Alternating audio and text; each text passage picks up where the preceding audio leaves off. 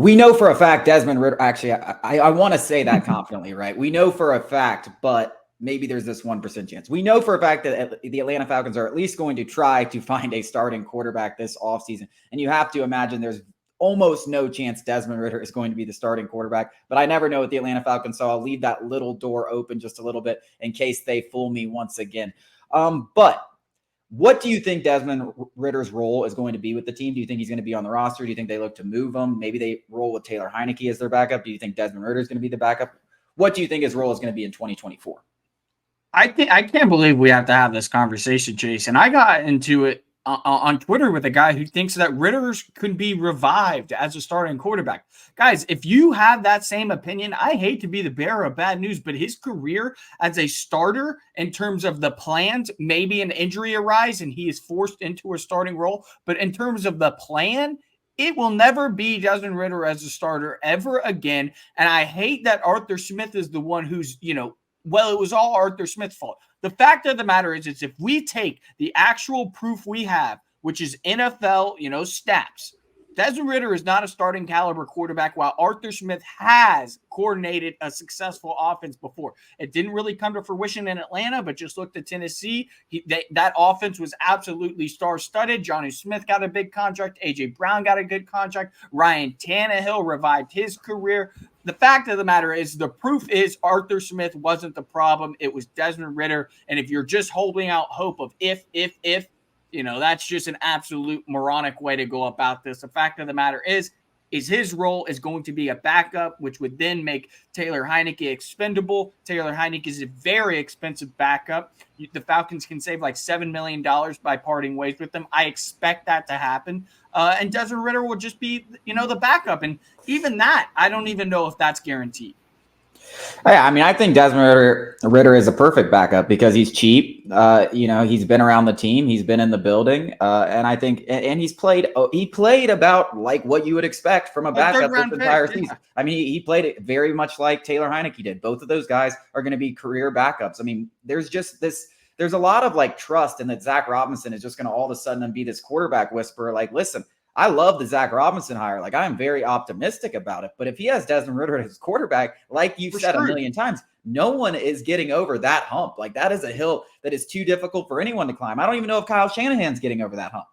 That's crazy. It's crazy that we're trying to put this all on Arthur Smith, Desmond Ridder's failures. The guy led the league in red zone turnovers. Like, that's not an Arthur Smith issue. That is, can we just go back to the Panthers game and that red zone interception? That's Arthur Smith's fault? Are you kidding me?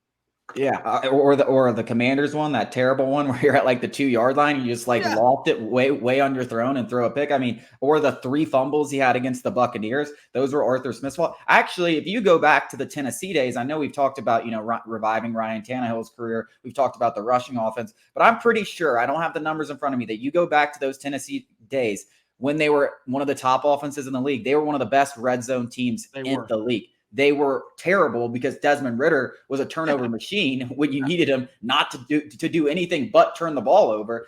So yeah, I don't understand. I mean, I just don't even understand why people want to back up Desmond Ridder. It really doesn't even make sense to me. Like, I don't pick a different battle, pick a different hill to die on. Like, listen, come on, guys. And like always, it's somewhere in the middle. Arthur Smith had his faults. There's no doubt about that. Sometimes his red zone play calling was too cutesy. He should have just, stuck his nose in the ground or stuck, Bijan Robinson's nose in the ground and just ran the ball 3 times instead of putting it in Ridder's hands. But the fact of the matter is he was working with one hand tied behind his back, and the one hand was tied by Desmond Ridder. That's the facts. And going forward, Desmond Ridder, like you said, I don't want to make it all doom and gloom. Like, he has a role in this league, and it's to be a backup, and that's a valuable role. If you can step in one game, half a game, and kind of, salvage a win, that is very important in this league. Yeah. Just like you said, there's plenty of guys who've carved out a decade-long career just being a backup, and it's very important in the NFL today, keeping a team on track while the starter, rehabs, gets healthy for a playoff run. There is a role for him in this league. It's just not as a starter. Yeah, I mean, there's very little doubt in my mind that Desmond Ridder will be in this league for at least 7-8 years as a backup. I just because he showed enough that he is a backup, and maybe who knows, maybe 4 or 5 years down the road, he gets all these reps and stuff like that, and he has like a Baker Mayfield type revival one-off season. The fact is, and you talk about it all the time, the whole half measures things. Desmond Ridder's not even a half measure if you're being serious. Yeah. That's basically like accepting that that's basically saying, hey, Raheem, we don't really care about winning, and we're probably going to fire you after one season, because that's what would happen if you stick with Desmond Ridder. And I do find it very, very comical that Atlanta fans hate Arthur Smith so much, and partly because of his own doing and the way that he talked and stuff. And I think it really left a sour taste in the fans' mouths. But they think he's that bad of a coach. Like he really wasn't. Like, look at his first 2 years and the 7 wins that he got with those rosters. Tell how many coaches in the league could have gotten 7 wins. It's not a lot. That's the answer. It's not a lot.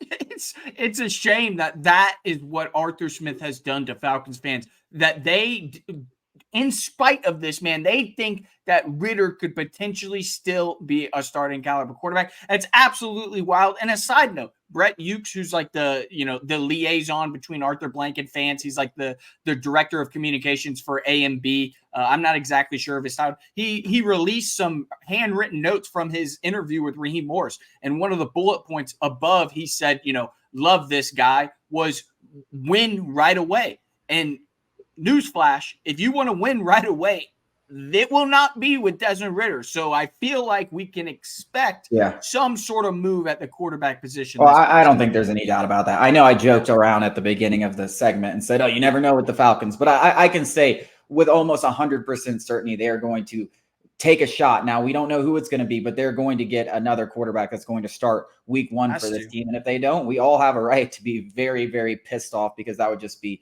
ridiculous. Coming up after the break, we're going to continue this conversation about the Falcons quarterbacks and how much will Arthur Blank have a say in who is under center next season.